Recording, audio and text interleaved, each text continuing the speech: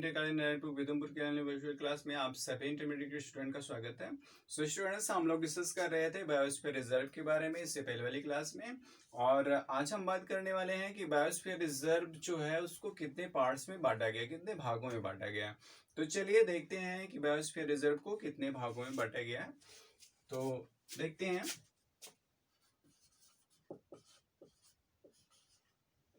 Biosphere reserve मतलब कि जैव मंडल आरक्षित क्षेत्र।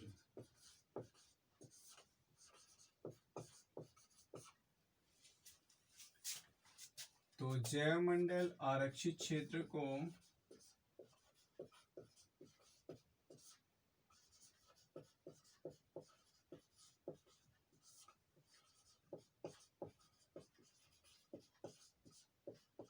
निम्नलिखित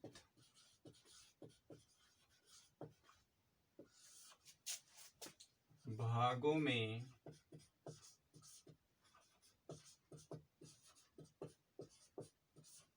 बांटा गया है।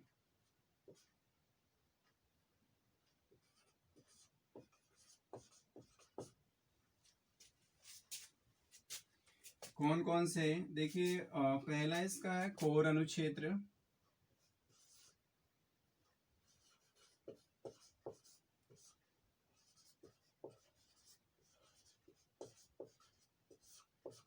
कोर अनुक्षेत्र क्या है कि वह जीवमंडल आरक्षित क्षेत्र, यह जीवमंडल आरक्षित क्षेत्र का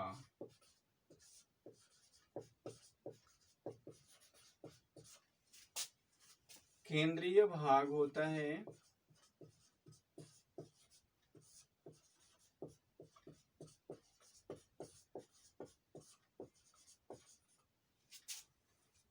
इसमें किसी भी प्रकार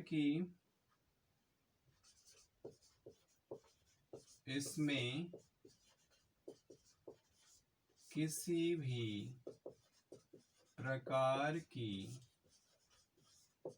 मानव क्रियाओं की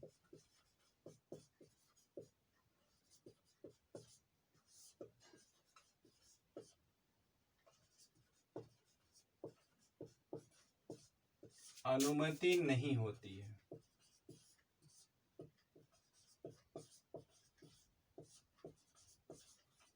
किसी भी प्रकार की मानव क्रियाओं की अनुमति नहीं होती है।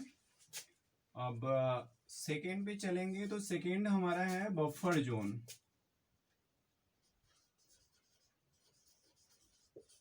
बफर जोन जिसे हम डिफाइन कर सकते हैं, यह कोर क्षेत्र के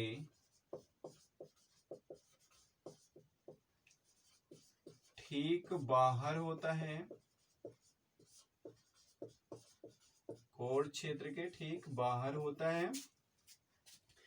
इसमें मानव को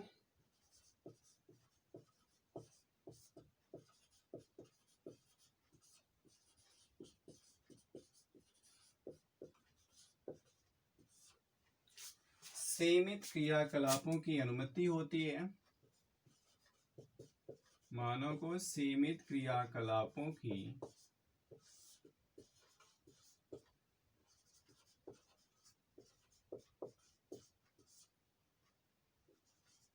अनुमति होती है।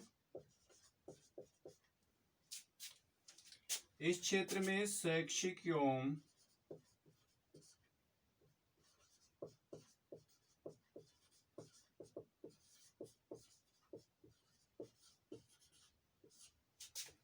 एवं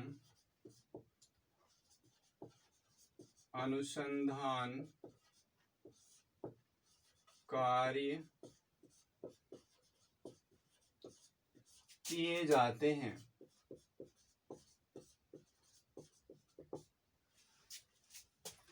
और थर्ड जो आपका आता है वो है आपका कुशल योजना अनुच्छेद। कुशल योजना अनुक्षेत्र, या हम इसे कह सकते हैं मैनिपुलेशन जोन, मैनिपुलेशन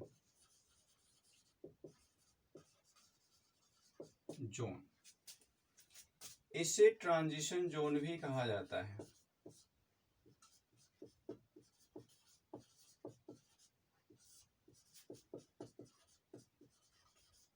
इसे ट्रांजिशन जोन भी कहा जाता है।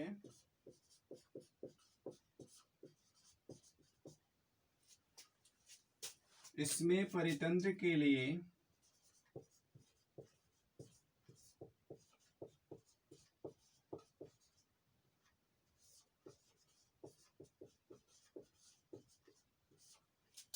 उपयोगी मानव क्रियाएं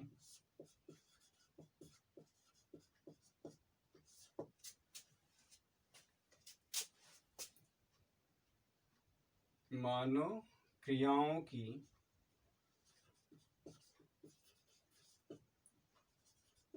अनुमति दी जाती है।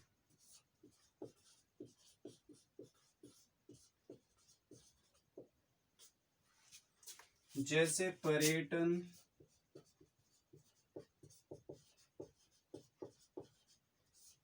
शिक्षा, ट्रेनिंग आदि। और स्टूडेंट्स लगे हाथ हम देख लेते हैं कि जैवमंडल आरक्षित क्षेत्र का महत्व क्या होता है, इस पर भी चर्चा कर लेते हैं। जैवमंडल आरक्षित क्षेत्र का महत्व। तो देखिए, जो सबसे पहला इसका महत्व इंपॉर्टेंस होता है वह वन्य प्राणी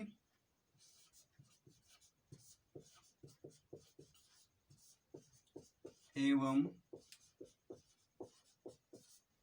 पादपों का संरक्षण करना,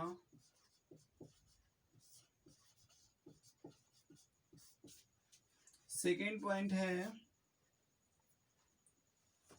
पर्यावरण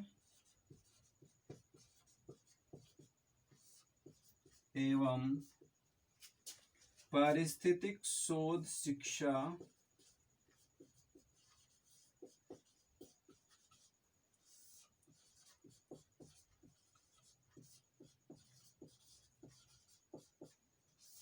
एवं पारिस्थितिक शोध शिक्षा एवं प्रशिक्षण के लिए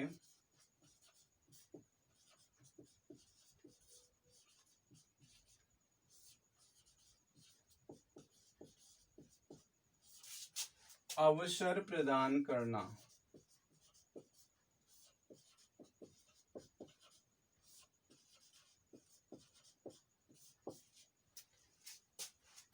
तीसरा है अंतर्राष्ट्रीय सहयोग को प्रोत्साहित करना। अंतर्राष्ट्रीय सहयोग को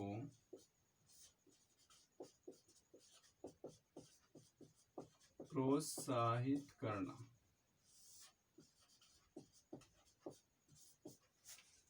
तेरह स्टूडेंट्स जैवमंडल आरक्षित क्षेत्र का महत्व। अब हम एक डायग्राम बना रहे हैं और उसी डायग्राम से स्टडी करेंगे हम लोग।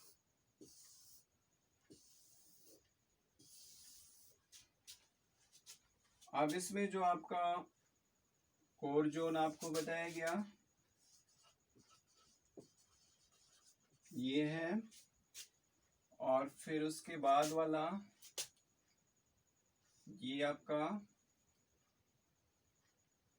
ये कहलाएगा बफर जोन,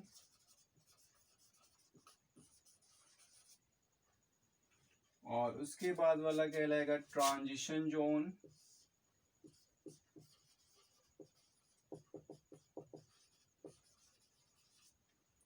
और इसके साथ साथ यहाँ पे ह्यूमन सेटलमेंट भी देखने को मिलेगा। कहीं कहीं पे ह्यूमन सेटलमेंट मतलब कि जहाँ पे इंसान रहते हो, इंसान मतलब इस क्षेत्र में जा सकते हो, उनका प्रवेश वर्जित ना हो, वो भी देखने को मिलेंगे। तो ये हैं आपके ह्यूमन सेटलमेंट।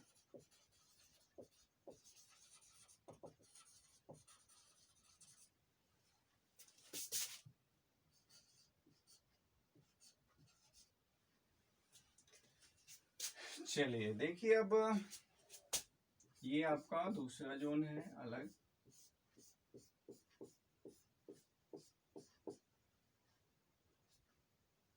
और ये आपका अलग जोन है।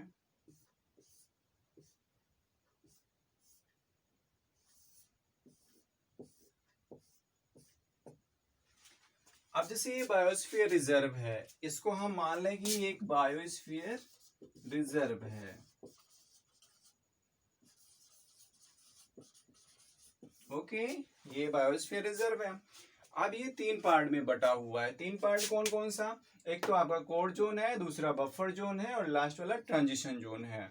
अब देखिए कोर जोन में क्या होता है कि कोर जोन या जीवमंडल का आरक्षित क्षेत्र का केंद्रीय भाग होता है। मतलब कि ये जो केंद्रीय भाग है ये आपका कोर जोन है, और इसमें किसी भी प्रकार की मानव क्रिया की अनुमति नहीं होती। मतलब यहाँ पे इंसान जा भी नहीं सकता है, और क्रिया क्या करेगा, पूरी तरह से प्रवेश वर्जित होता है इस केंद्रीय भाग में। सेकेंड जो इसका पार्ट आता है वो है बफर जोन। तो बफर जोन में क्या होता है कि यह कोर क्षेत्र के ठीक बाहर होता है। ये कोर क्षेत्र है आपका, और इसके ठीक बाहर यहाँ पे आपको बफर जोन देखने को मिल रहा है, इसके ठीक बाहर। इसमें मानव को सीमित क्रियाकलापों की अनुमति होती है। मतलब इंसान अगर चाहे तो यहाँ कुछ सामान्य क्रियाकलाप कर सकता है। कैसे क्रियाकलाप? जैसे शैक्षिक या अनुसंधान से संबंधित क्रियाकलाप। मतलब जैसे अगर आप शैक्षिक भ्रमण के लिए गए, मतलब जैसे एजुकेशनल टूर जाता है ना, तो स्टूडेंट्स का टूर जाता है, तो मतलब यहाँ पे आप शैक्षिक दृष्टि से प्रवेश कर सकते हैं, या फिर कोई शोध करना हो, आपको रिसर्च करना हो, तो उसके लिए भी यहाँ पे जाने की अनुमति है। बाकी कोई क्रियाकलाप आप नहीं कर सकते हैं। थर्ड पॉइंट है मैनिपुलेशन जोन, या इसे हम ट्रांजिशन जोन भी कह सकते हैं। इसमें क्या होता है, इस परितंत्र के लिए उपयोगी मानव क्रियाओं की अनुमति दी जाती है। मतलब कि यहाँ पे आप बहुत सारी ऐसी क्रियाएं कर सकते हैं जो कि परितंत्र को, ये जो बायोडाइवर्सिटी का एक इकोसिस्टम बना हुआ है, इससे नुकसान ना हो। बाकी आप सारी की सारी अपनी क्रियाएं कर सकते हैं। यहाँ पे आपको ह्यूमन सेटलमेंट देखने को मिल जाएगा, मतलब कि मानो यहाँ पे आपको देखेंगे। अब जैसे कौन कौन सी क्रियाएं कर सकते हैं, जैसे सपोज दैट पर्यटन का हुआ, शिक्षा का हुआ, ट्रेनिंग का हुआ।